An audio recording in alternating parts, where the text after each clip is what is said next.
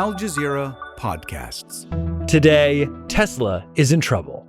Protesters have turned up at Tesla's showrooms. Some people have gone even further, smashing windows, setting vehicles and charging stations on fire in acts of politically inspired destruction.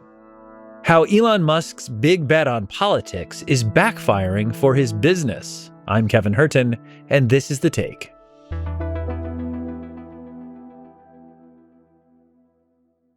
Musk and Trump's alliance was on full display at the White House last week, with Teslas lined up on the South Lawn like it was a showroom. But that only added to the backlash around the world, fueling more movements like Tesla Takedown. The organisers behind the Tesla Takedown protest say they want to stop Elon Musk using his vast wealth and social media influence to support the agenda of Donald Trump and far-right figures in the UK. They say there are people now too shy to drive their Teslas. Drivers are sporting bumper stickers that read, "I bought this before Elon went crazy." Some competitors like Kia are capitalizing. Their sticker says, "I bought this after Elon went crazy." Tesla's stock has plunged more than 40% since January. And for Tesla Takedown activists, that's not just a win, it's personal. Hi, my name is Jen Cousins, and I'm an activist and organizer in Orlando, Florida. But most importantly, I am the mom of 4 incredible children. 2 of my children are part of the LGBTQ+ community, so that's really where the heart of my activism lies. However, after the election, I decided to get involved in the Tesla Takedown movement. In my personal opinion, Elon Musk poses a far greater threat to our democracy than Trump does. Musk is the one who is not elected and going in and destroying all of our vital services. If he succeeds in destroying Social Security and Medicare, I have an elderly parent whom I cannot afford to support on top of our family of 6 should they lose that funding. He's destroying the Department of Education, which makes us fearful for my child who will be applying to colleges in the fall that he won't even be able to fill out his FAFSA to qualify for student aid. I believe in the power of the Tesla Takedown movement, and I believe that we are sending a very clear message to billionaires who want to meddle with our government that your actions will have consequences. Elon Musk has called the violent attacks on Tesla evil. They're burning down cars, they're firebombing dealerships, they're firing bullets into dealerships, they're just, smashing up Teslas. Tesla is a peaceful company. We've never done anything harmful. I've never done anything harmful. I've only done productive things. My guest today has been reporting on Musk for years. I'm Bobby Allyn, tech correspondent at NPR, and I live in Los Angeles. Bobby, you cover Elon Musk for NPR, and he follows your coverage of him, and he's not always a fan. You did a 2-word interview with him at one point. Can you tell us about your email exchange with Elon Musk?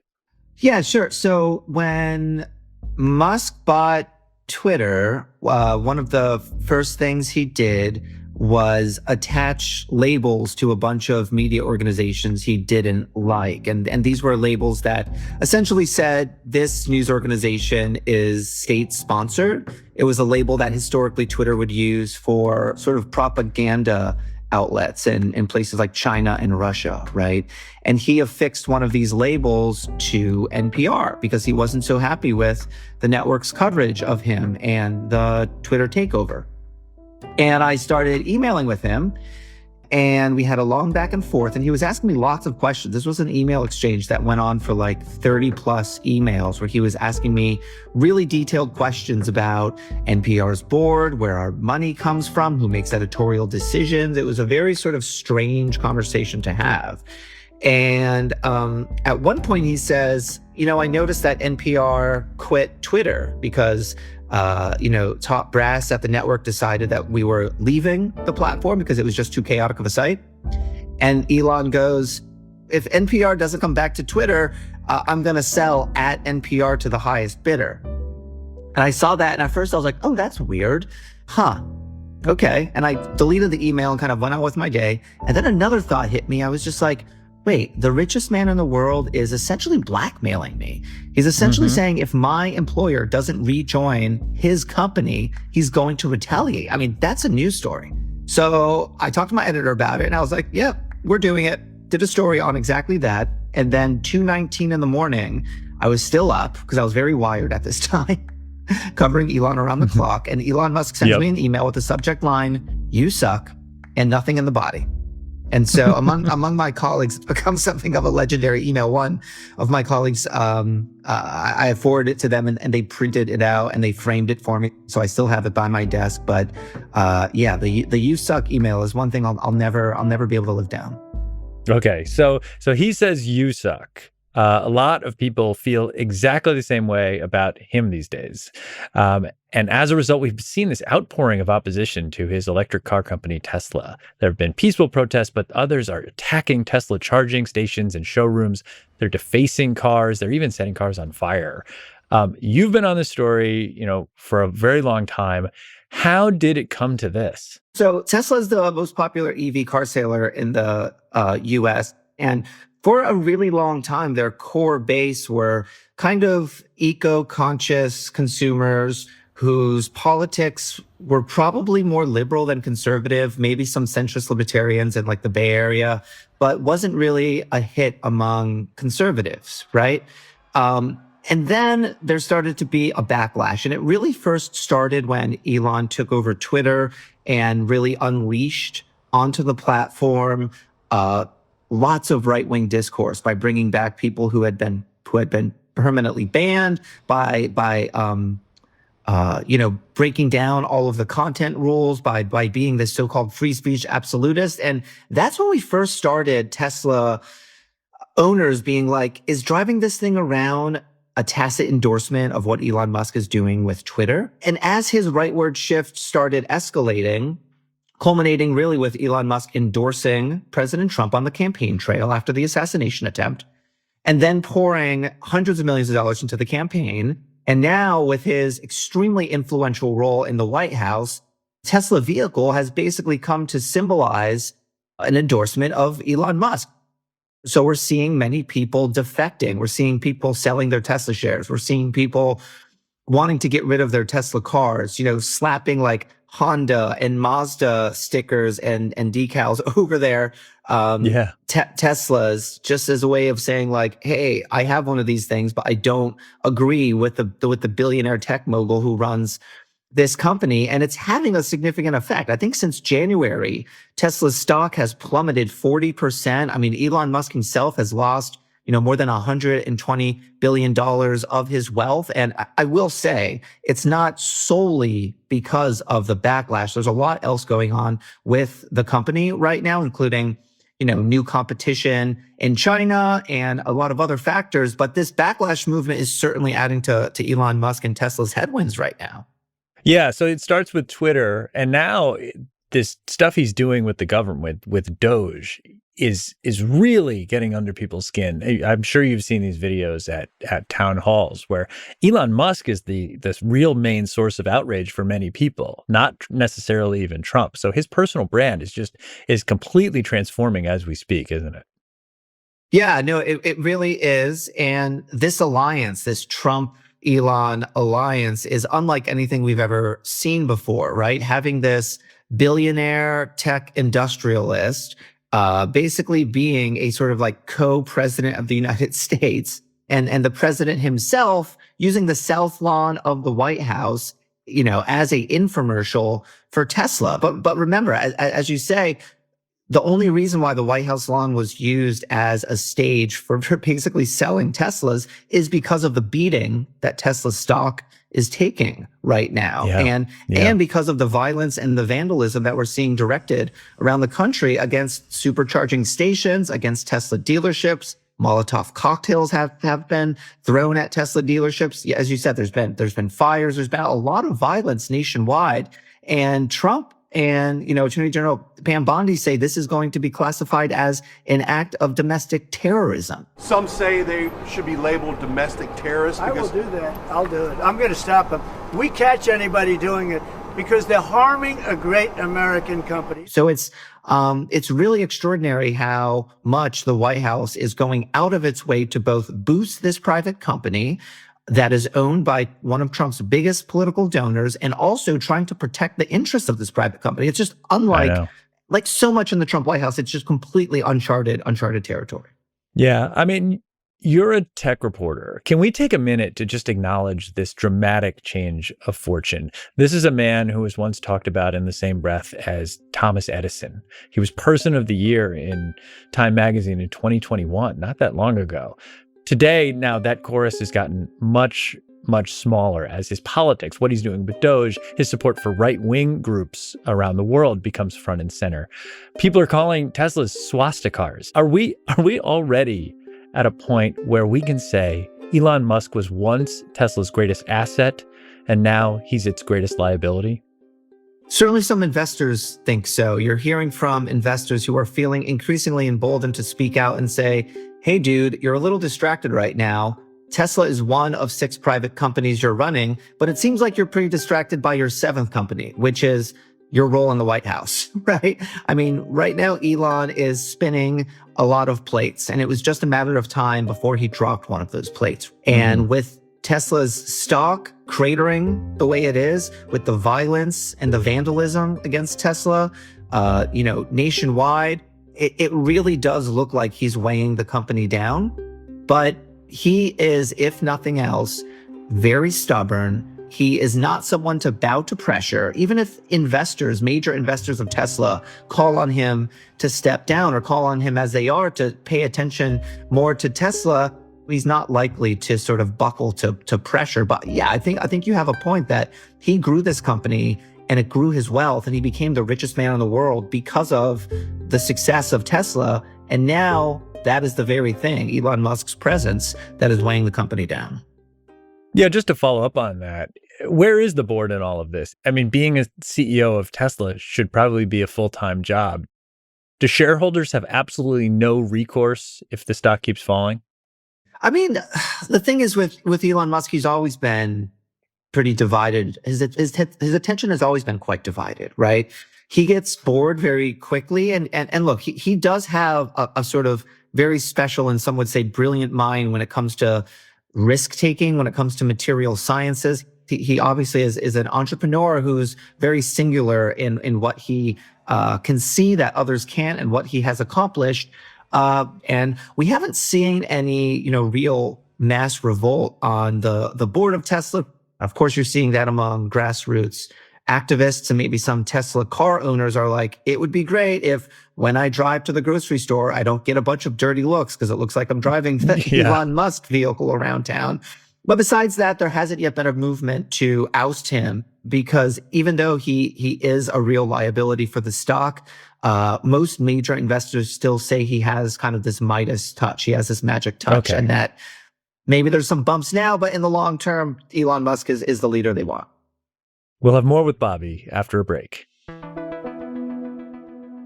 Let's talk about the stock. It's taken a massive hit, and Musk has lost billions in personal wealth. Tesla's now trading at around $230 a share. That's down from, over $400 at one point, but it's still really high. And especially when you compare it to other car makers. Ford Motor Company, for example, it trades at about $10 a share. So Tesla, I don't have to tell you this, but Tesla's always been kind of a story stock, right? A story of innovation, a story of Elon Musk, a story of the future. But now other car companies are catching up. And I heard an analyst say recently that a true valuation of Tesla is probably closer to $23 a share, not $230 a share, $23 a share. What would a $23 share price mean for Elon Musk's personal wealth? I mean, yeah, it would decimate it.